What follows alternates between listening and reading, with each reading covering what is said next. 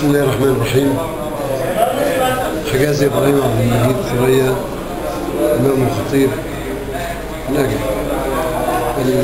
كنت زيارة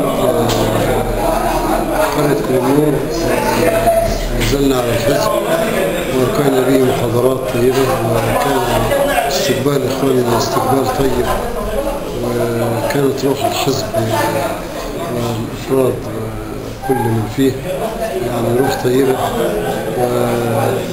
ولفت نظري أن عملت محاضرة للأخوات، فوجدت أن الحزب يعني ممتلئ بأخوات كثيرات، وكلهن يعني كانوا يعني مصريات شديد، وكذلك الإخوة المحاضرة التي كانت معهم كانت طيبة.